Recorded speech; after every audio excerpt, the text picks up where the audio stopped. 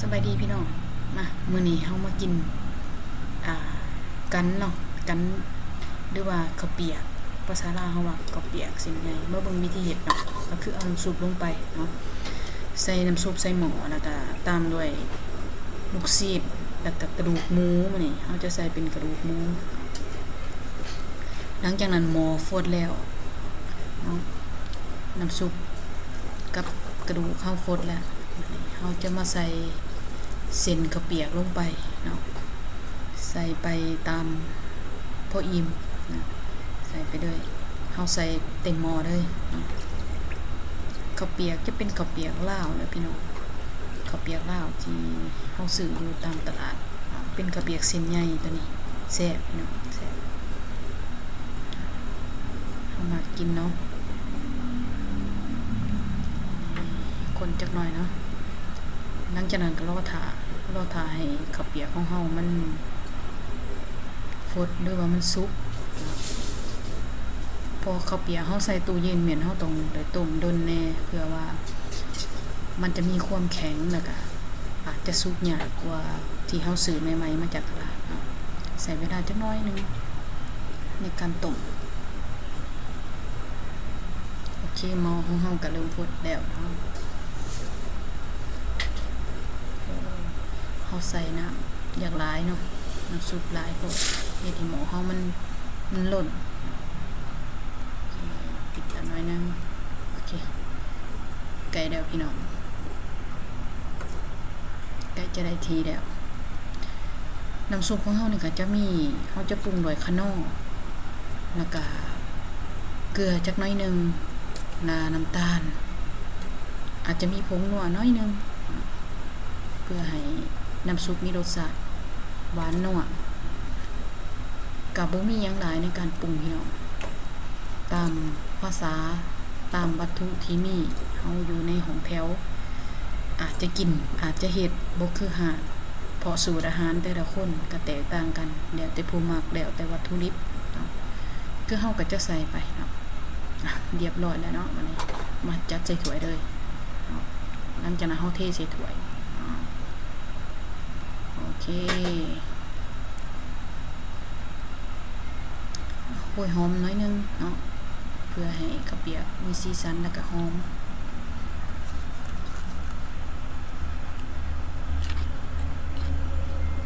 ต่อไปเฮามากินเฮามานี่